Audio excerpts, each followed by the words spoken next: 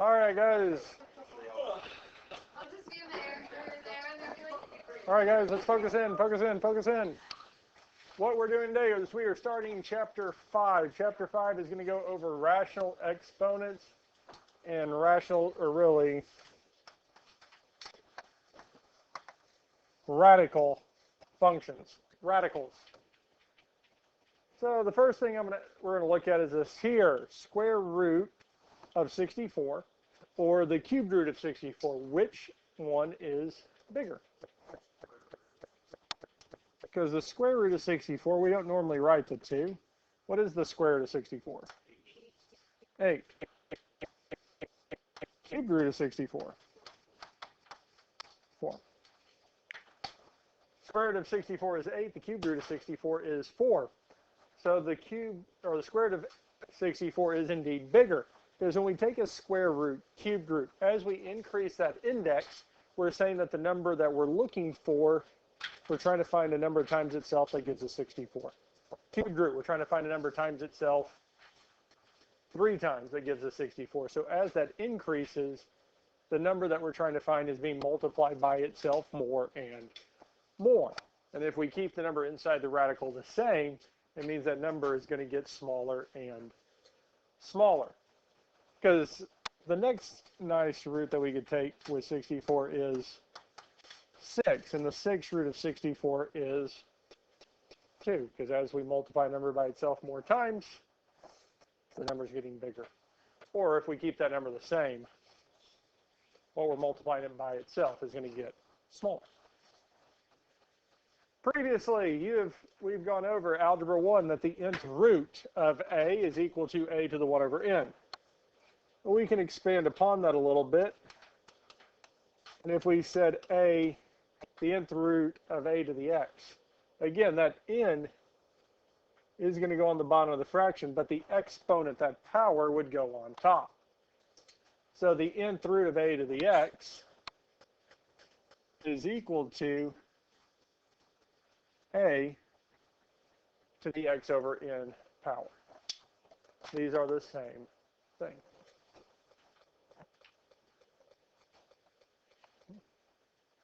So it's a way that we can rewrite radicals and numbers to powers in a different form and possibly be able to simplify it and get it into a nicer form.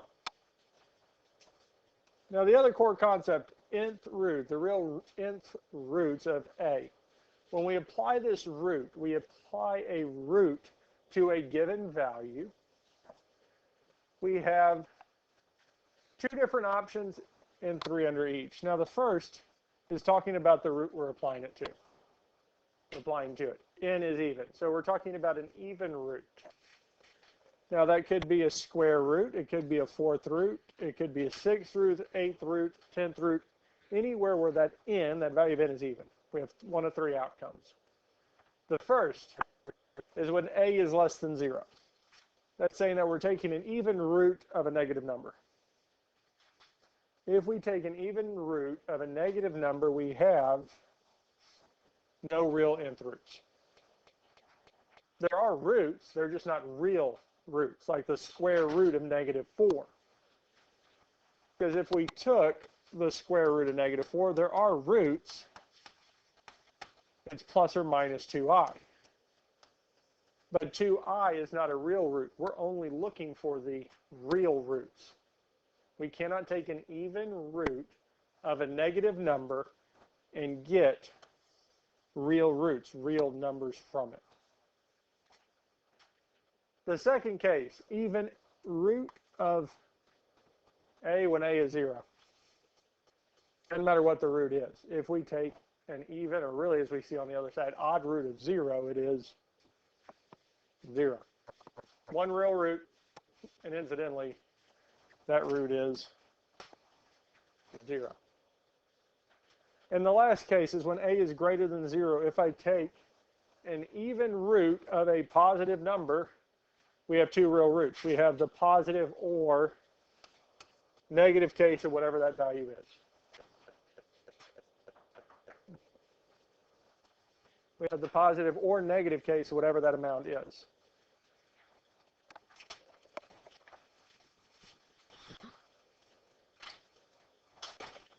Questions on about taking the nth root, even root of a number. We get this here so far. Yes? All right. Now the other case is we take an odd root. So we're talking about the third root, fifth root, seventh root, ninth root, wherever that value of n is odd, is an odd number.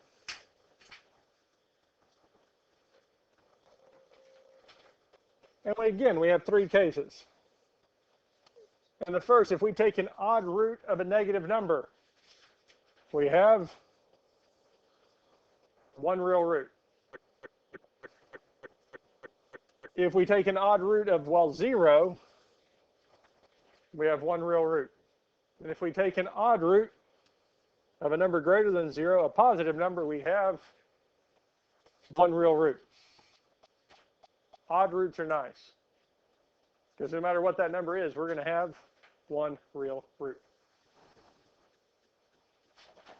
I'm kind of okay with that, yes?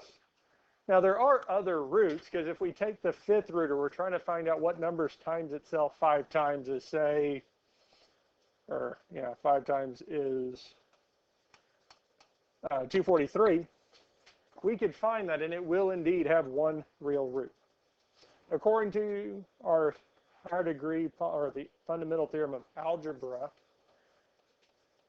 the degree is equal to the number of solutions.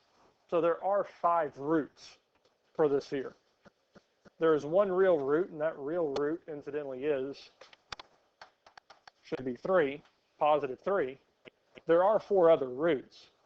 The other 4 roots are not real roots. They have complex numbers. They're complex numbers. And for this here, we're looking for what? Real. So the only real root, when we apply this fifth root to it, is 3. There are 4 others, but they're not real roots. There are ways to find it. We're not going to cover it here, but there are ways to find the other roots, the other solutions. So let's look at these first 2 here. Again, we're looking at the nth root of a. So if we set this first one up, n is 3, a is negative 216. So if n is odd, because n is indeed odd, 3, and we do have a is less than 0, how many roots should we have? We should have one real root. Okay. Now there's 2 ways to go about it. One is we can do factor trees. I think the that y'all would prefer. Calculator. The cubed root of negative 216 is negative 6.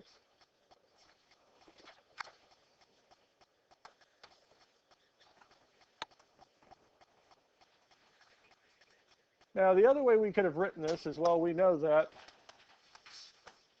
this is also the same as a to the 1 over n x over n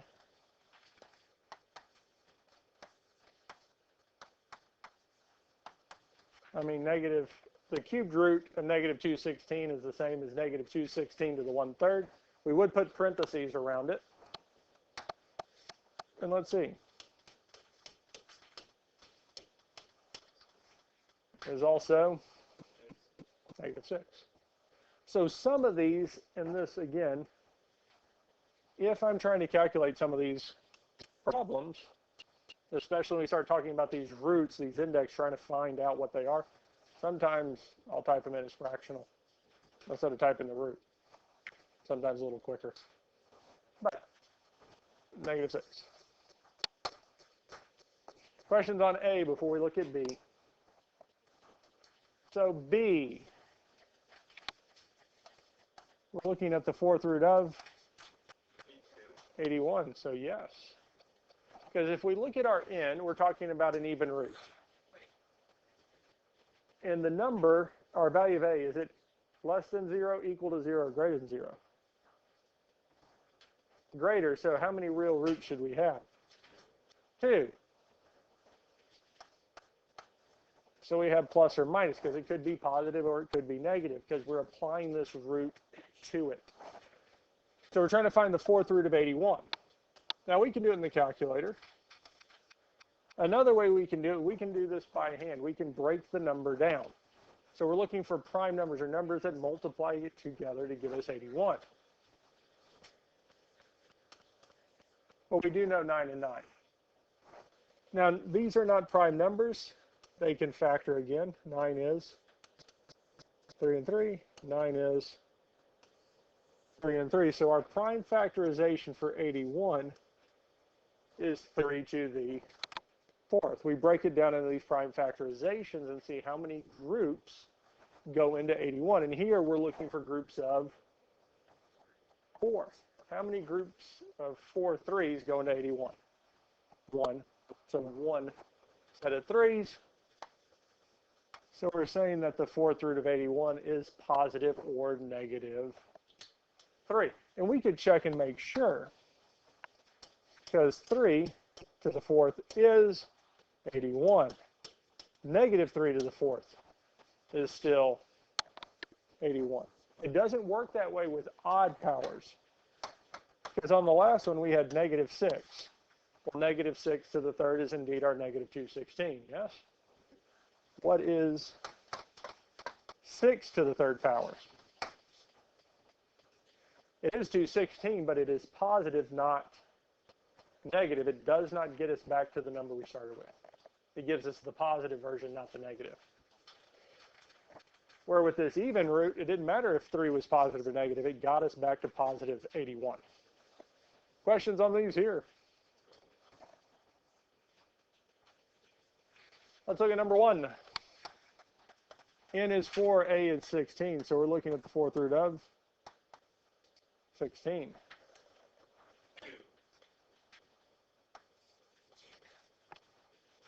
Yes. It would be plus or minus 2 because we're applying an even root to a positive number. We do have 2 real roots. We also have 2 imaginary roots, but it's not asking for the imaginary roots. It just wants the real roots.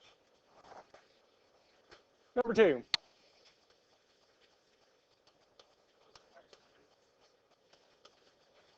So n is 2. It's understood. Square roots are understood. So we're looking at an even root, and a is negative 49. So with an even root, and with a being negative, we have what? No real roots. No real nth roots.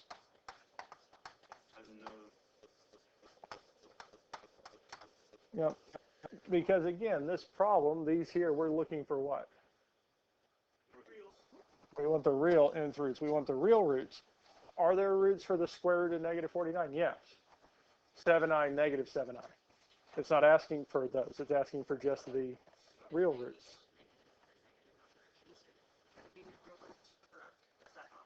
Not always. Because with even roots, and a is negative, yes, we do have no real roots. But when n is odd, we're taking in the odd root of a negative number, we have one real root. So like with number 3, here we're taking the cubed root of negative 125, which is negative 5. And the reason this works, because for this number 3, we're trying to find what number times itself 3 times is negative 125. Well, a negative times a negative is a positive times a negative. So for the 3rd time, we put it back to being a negative. Because we can multiply a negative by itself an odd number of times, and it gets back to being a negative. We cannot do that with even numbers, because anytime we multiply a negative by itself an even number of times, it goes back to being positive. Doesn't work. Questions on number 3? Number 4. 5th root of 243. And I think we did that already.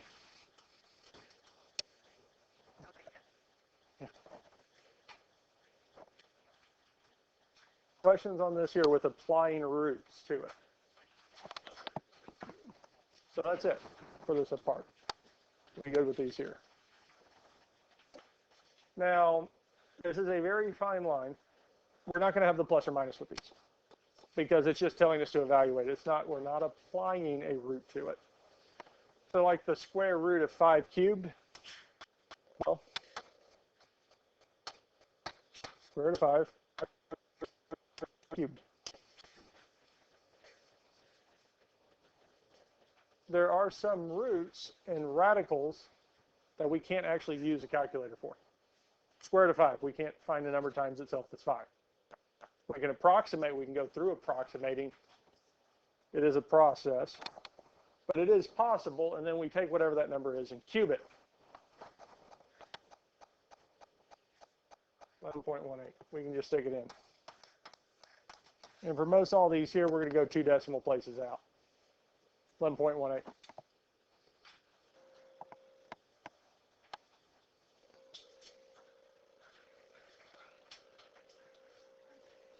B, the 4th root of 4 squared. This one, on the other hand, is actually something we can do. Now, there's a few ways we can kind of break this down. Now, 4 is the same as 2 squared. Just one of those things that we know we've come to see. Nth root of a to the x is equal to a to the x over n. So inside here, we can say that this is 2 to the 2/4. Before we simplify, we'll do our powers. Powers of powers multiply. So 2/4 times 2 is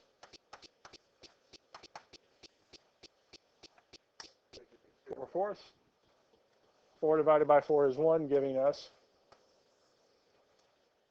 2.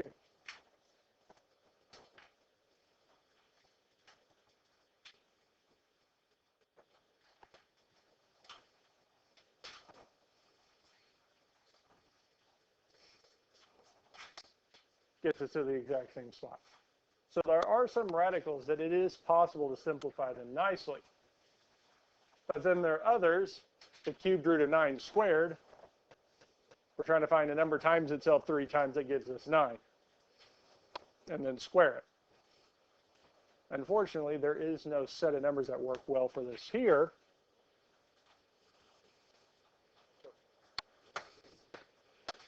Cubed root of 9 squared is 4.326 or 4.3.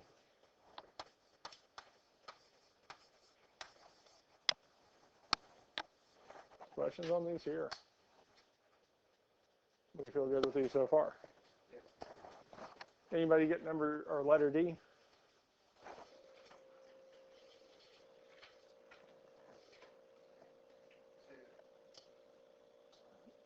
So I can't remember what that one is.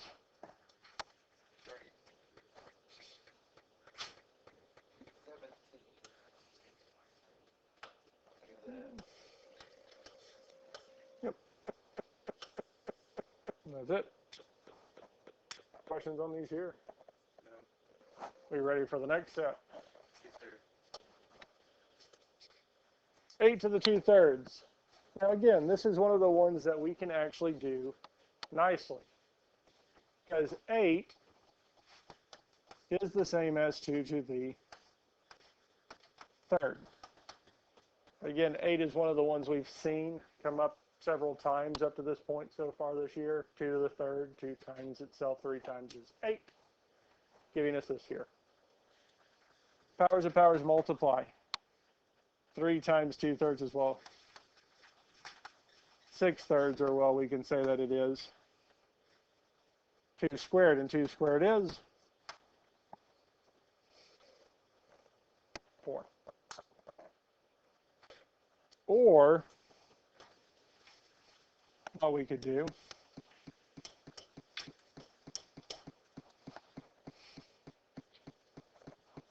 eight to the 2/3, and we get 4.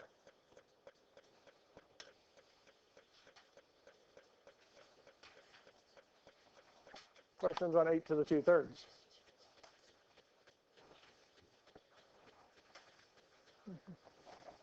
6 to the 5 halves. 6 to the 5 halves is 88.18 going on. Now, in either one, we can say that the fraction, so 5 halves is 5 divided by 2 or 5 halves. Fraction is just another way to write division. 88.18.